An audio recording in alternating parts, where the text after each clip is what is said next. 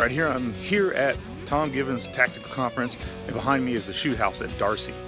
This place is incredible. I've been here, I was here as a Marine in 2006, 2007. This is the first time I've been back. It's been over a decade, and the shoot house looks exactly the same. I must have assaulted this place 30, 40 times when I was here for, I think, 10 days or a week. But it's pretty incredible, and I was gonna walk through it just to show it, just because it is that cool. The front of the shoot house looks all blown out. 2 catwalks on top, which is cool, and they have blown out vehicles now here. We actually parked Humvees in the front to use them as vehicles. They put Connex boxes up outside to be cover and concealment to actually make entry. You have a walk through here, and this place is purely sadistic and fun at the same time. You see how small the areas are. When they add a little bit of furniture, it makes it almost real by the size of stuff. This long hallway, I must have been killed 10 times while I was here and shot a lot of people in here. I remember rooms like crazy. These little rooms, and then what's really sadistic about this training facility is you can see these big metal doors on the side of walls. Well, they all open and close and create a different layout of the facility. And so when you come in once, it could be one way, and then you come in again and the door doesn't close or does close. And these cat halls, you can see through there, there's a big door. That would make it a doorway or a solid wall, and it changes everything. But this long hallway was a huge kill zone with doors and windows to the outside, and then steel doors that they trap and change every single time. I said I assaulted this place probably 100 times in a week, and I think every single time I was in here, it was different. And I had the most fun here. We use it for walkthroughs and some stuff here at DARC, and it's just cool. And if you go around and look at the floor, you see all this is guys having fun. Those are all various different types of simunitions, and there's a blank in there. That's not a live round, that's a blank. If you see that shell, it looks like a live round, but it's blank. All these simunitions, and then here's what simunitions look like when it actually shoots stuff. There's a TV that they have sitting in here just so you can use it. And then so they put all this stuff in here, and it gets worse when you start to play. And I'm really not sure what the goo is, and I'm not sure I want to know, even though I'm touching it. It could be part of flashbangs and all sorts of other simunitions. They actually put big stuff in here. And when I was here, they played all this stuff. And when you had to find intelligence or find something in the house, they played with you. Here's what you had to pick up and pull out.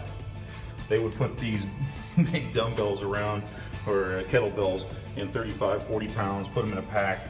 They had one dumbbell that was 100 and some odd pounds. They put it in a pack. I got on my knees to put one in my pack, and then a guy had to help me up so we could get out there. It was so heavy. When you come in here, the rooms just get worse and worse, tighter and tighter, multiple entrances, multiple exits, and all of it can be changed by shutting a bunch of steel doors and opening them. And you can get lost in here just going.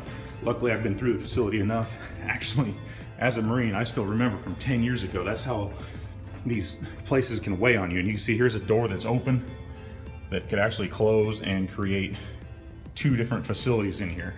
And that's how they kept it different when a bunch of special teams, and when I was a Marine here. It was just incredibly fun to be. So this is my experience in these facilities. If you ever get a chance to do them, you should. They're incredible to go through and look at, and just the amount of work that goes through to set one up right is astronomical. You can see how big this facility is. I'm still walking through it after like 5 minutes, and then I hit roadblocks. So they actually put stuff in the way so that you couldn't get through, and around there is a refrigerator.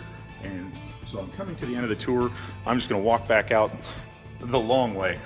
And I just wanted to give everybody a tour of this just because I had such a great time here and learned so much so many years ago, and I'm back again to learn. And if you ever get a chance to come to TACCon, you should. If you ever get a chance to go train in a facility like this, don't even balk. It's gonna be expensive because these facilities are incredibly expensive, but it'll be well worth your money. Here's the catwalk on top of this facility that I just walked through, and this is a lot of fun too. If you ever get a chance, just come up here and check out the catwalk. So the catwalk has become something that was really, really famous in spec op schools, and it's a cool way to look. And you can see when I'm up on the catwalk, here's an interesting way we walk through. Here's the hallway that goes all the way down, and the catwalk goes on right on top of the hallway, which gives you a good view if you were actually gonna work the facility, be a trainer.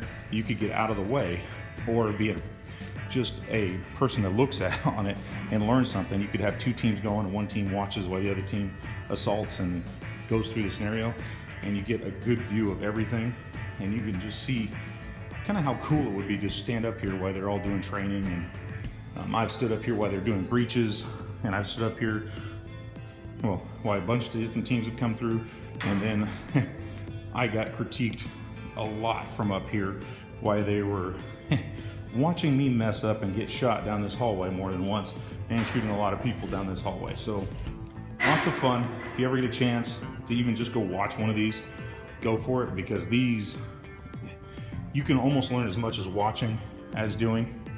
And then a little inside baseball tip here: if you come to this facility or some of the other ones, yes, that is a giant speaker pointed down.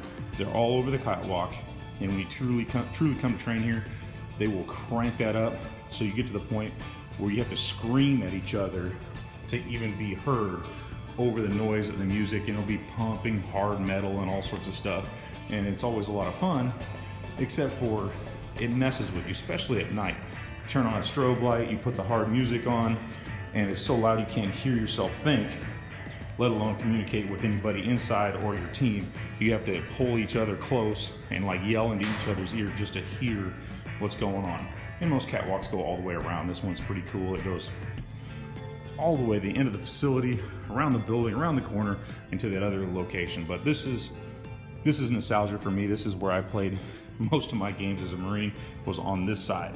And I can go through these buildings and tell you what happened on each room. And generally it's what I did wrong and how I got killed more than anything else. You learn from that experience more than you learn from doing the right thing. Hope you like seeing what a true Spec Ops facility looks like in a shoot house. These are cool. I know you only see them on video games, but they are out there. They're in different communities and different locations. So if you get a chance, I suggest you go play in one. You can get some cool scenarios set up and have some awesome fun and learn a lot of cool stuff.